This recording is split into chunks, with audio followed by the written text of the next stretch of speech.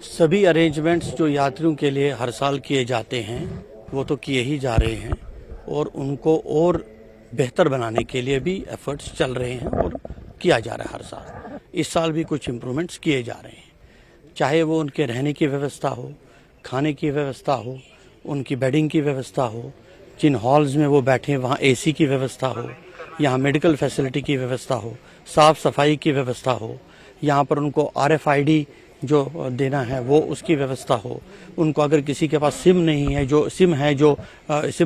J&K में चले तो वो सिम देने की व्यवस्था उसको होनी चाहिए। और सबसे इम्पोर्टेंट जो है सुरक्षा की व्यवस्था, ये सभी व्यवस्थाओं को सुनिश्चित करने का हमारा संकल्प है, हमारी कोशिश है कि उनको जो भी यात्री यहाँ आएंगे उनका जो अनुभव होगा वो बड़ा सुखद अनुभव होगा। सर, हाल ही में जो अटैक्स हुए उसके बाद क्या सुरक्षा बढ़ाई गई है? सुरक्षा यात्रा की हमारी प्रायोरिटी है और इस चीज़ को सुनिश्चित किया जाएगा कि जो यात्रा होगी उसको पूरी सिक्योरिटी दी जाएगी और ये हमारी पूरी कोशिश। सर, लखनपुर में बताया जा रहा है कुछ अरेंजमेंट स्पेशल किए गए क्योंकि बॉर्डर से लगते इलाके हैं। सिक्योरिटी अरेंजमेंट्स मीडिया में नहीं बोलते इस तरीके से क्या क्या किए जाते हैं। यहाँ पे जो अरेंजमेंट्स आपने कहा, अब लंगर वाले भी आ रहे हैं, अंदर भी व्यवस्था है क्योंकि बहुत सारे लोग आते हैं यात्री में, तो एक सुचारू रूप से यात्रा रहे पूरी तरह से, उसके लिए क्या आप सेटिस्फाई हैं कि जो आपने आज देखा? जी, आज मैं यहाँ आया, मैंने यहाँ के जो डिफरेंट ऑफिसर्स के डिपार्टमेंट्स के ऑफिसर्स हैं उनके साथ मीटिंग भी की और उनसे रिव्यू करने के बाद मुझे ये लगा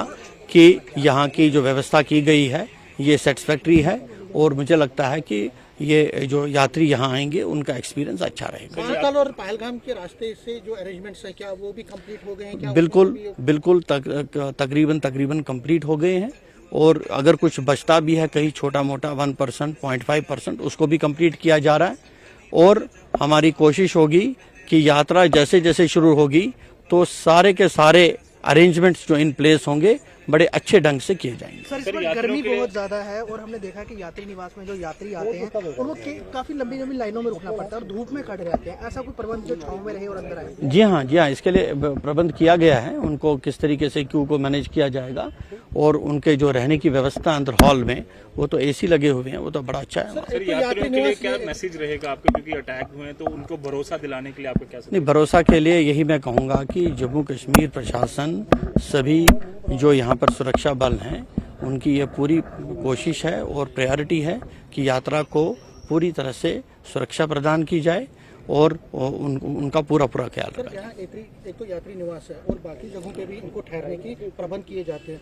तो वहाँ पे भी क्या अरेंजमेंट पूरे हैं? सभी जगह कई सारे हमारे जो सेंटर्स हैं जहाँ पर लॉजमेंट सेंटर्स कहेंगे, यहाँ पर यात्री रुकते हैं, जम्मू में है, सांबा में है, कठुआ में है, इसके आगे भी हैं, उनके कॉन्वॉय की व्यवस्था, गाड़ियों की व्यवस्था, ये सारी सुनिश्चित की जा रही है। सर, ये जो लंगर वाले हैं उनसे मेरी बात हुई थी 1-2 दिन पहले, वो कहते हैं कि जो वहाँ लखनपुर से केव तक उनको सुविधाएं भी मिलनी चाहिए, चाहे पानी की व्यवस्था हो, उसमें थोड़ा और सुधार होना चाहिए। सभी सुधार किए गए हैं, किए जा रहे हैं और मुझे पूरा यकीन है कि इस तरीके की कोई भी किसी को ग्रीवेंस नहीं रहेगी।